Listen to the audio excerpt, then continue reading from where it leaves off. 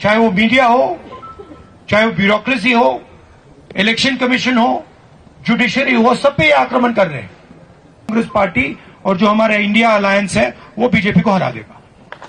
दोस्तों नमस्कार। कांग्रेस के नेता राहुल गांधी इन दिनों लद्दाख दौरे पर हैं और राहुल गांधी ने एक बड़ी चाल चल दी है। राहुल गांधी ने एक बड़ा गारंटी देश को दे दिया है और वो गारंटी है 2024 को लेकर। 2024 को लेकर राहुल गांधी ने जो गारंटी दी है, उस गारंटी में क्या है? राहुल गांधी ने साफ साफ कहा है कि जो आज देश की मीडिया है वो किस कदर कांग्रेस के खिलाफ प्रचार कर रही है, वो प्रचार तंत्र में बदल गई है, वो भारतीय जनता पार्टी की सुपारी बन गई है, सुपारी लेने वाली है और ले रखी है सिर्फ और सिर्फ विपक्ष को बदनाम करने के लिए। राहुल गांधी ने कहा कि देश जानता है कि आज मीडिया किस स्तर पर है, कहां मीडिया है, और इसी के साथ राहुल गांधी ने ये एक बड़ी गारंटी देश को दी कि 2024 में हम मोदी को हरा देंगे। जी हाँ, ये हम नहीं, राहुल गांधी कह रहे हैं। जरा उन्हीं की बात, उन्हीं की जुबानी सुनिए।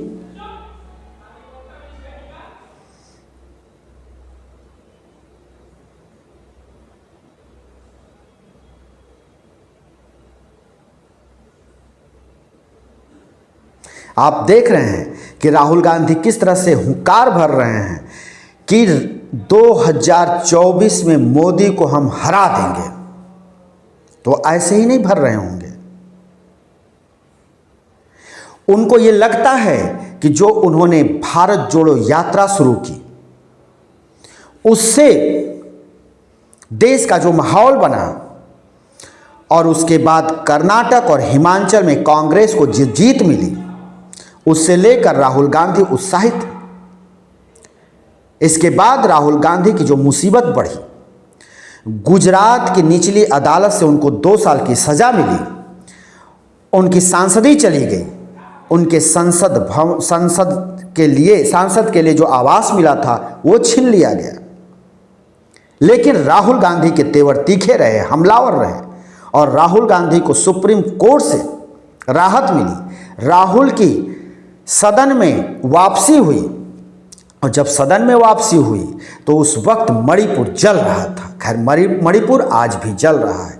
तो मणिपुर में जिस तरह से 2 महिलाओं को घुमाया गया था, आप जानते हैं, निर्वस्त्र कर, और उसको लेकर जो शोर शराबा हंगामा सदन में चल रहा था चर्चा के विषय पर, और केंद्र की सरकार चर्चा नहीं चाहती थी। प्रधानमंत्री नरेंद्र मोदी बोलने को तैयार नहीं थे, लेकिन कांग्रेस ने घेरा, अविश्वास प्रस्ताव लाकर उनको मजबूर किया बोलने पर। और जब बोलने पर मजबूर किया तो राहुल गांधी सदन में जब हुंकार भरे, जब राहुल गांधी के जब तीखे तेवर दिखाई दिए, तो उस समय सत्ता पक्ष की चूल्हे हिल गए। राहुल गांधी ने बार बार कहा कि मणिपुर में हमारी मां की हत्या हुई, भारत मां की हत्या हुई है, भारत मां को गोली मारी जा रही है। इस तरह के शब्द बहुत ही कम सुनने को मिलता है। और राहुल गांधी ने सदन में कहा, जब उनको सदन में के अध्यक्ष रोकने की कोशिश की तो उन्होंने तुरंत कहा कि एक मेरी मां यहां बैठी है और दूसरी वहां मेरी मां है जिसको गोली मारी जा रही है, और वो है भारत मां। तो राहुल गांधी को कहीं ना कहीं ये विश्वास हो चला है कि मैं ऐसे ही अगर आगे बढ़ता गया तो 2024 में मोदी को हराया जा सकता है। अभी आपने देखा कि राहुल गांधी किस तरह से बाइक की सवारी करते हुए पेंगोंग पहुंचे और उसी झील के पास पहुंचे जहां भारतीय सेना और चाइना की सेना के बीच गुत्थम गुत्थी हुई थी, जिसमें चाइना और भारत के कई जवान हताहत हुए थे। और वहां पर राहुल गांधी अपने शहीद पिता राजीव गांधी को श्रद्धांजलि दी पुण्यतिथि पर, और वहाँ पर भी उन्होंने कहा कि प्रधानमंत्री जो बोलते हैं वो सही नहीं बोलते। यहाँ के लोग बता रहे हैं कि जो हमारा ग्रॉस लैंड है, ग्रॉस लाइन है, उस पर चाइना का कब्जा है, चाइना उस पर बैठा हुआ है, हम वहाँ तक नहीं जा सकते। वो जो ग्रॉस लैंड है, उस जो लाइन है, उसकी जो बात है ग्रॉस लैंड इन लाइन की, वो ये है कि वहाँ के लोग, वहाँ के चारवाहे अपने पशुओं को वहाँ चराने जाते थे, जहाँ इन दिनों नहीं जा पा रहे हैं। तो राहुल गांधी अपनी बेबाकी के लिए जाने जाते हैं। राहुल गांधी हमेशा देश के प्रधानमंत्री को घेरते रहते हैं, एक से एक मुद्दे उठाते रहते हैं। तो कांग्रेस को और कांग्रेस के राहुल गांधी को ये विश्वास हो चला है कि अगर इसी तरह से देश में अपनी गतिविधि को जारी रखा जाए तो एक दिन न एक दिन यानी 2024 आते आते मोदी के करिश्मे को धूमिल किया जा सकता है और नरेंद्र मोदी को चैलेंज दिया जा सकता है और भारतीय जनता पार्टी को हराया जा सकता है। इसीलिए राहुल गांधी ये गारंटी दे रहे हैं कि 2024 में हम भारतीय जनता पार्टी को हरा देंगे। अभी तो ये आने वाला वक्त आएगा कि वो कितनी मेहनत करते हैं और क्या इस तरह का देश में करिश्मा होगा कि विश्व की सबसे बड़ी पार्टी बनने का दम भरने वाली भारतीय जनता पार्टी वास्तव में 2024 में हार जाएगी और सत्ता से बाहर हो जाएगी।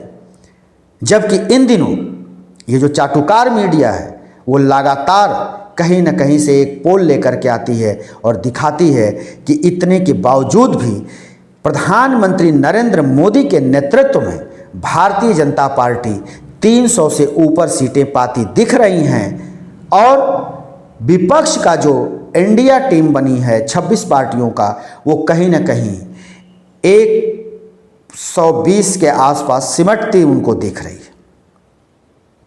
ये तो खैर 2024 का जब चुनाव होगा तो ये सारी चीज़ें स्पष्ट होंगी, जब उसके मतगणना होंगे, जब उसकी सीटें सामने आएंगी, देश के सामने आएंगी।